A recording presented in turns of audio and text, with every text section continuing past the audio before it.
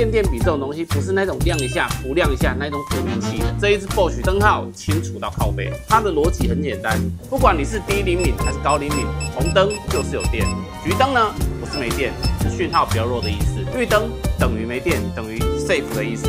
你看這邊真的有電，所以給你紅燈。这裡橘燈就是有讯號，但是比較弱，不是壞掉，是你離太遠。綠燈就是安全，你可以繼續隨便亂玩。有些我使用過的電電筆在那邊要亮不亮的，我跟你講，那不是在測電，那是在測你的命硬不硬。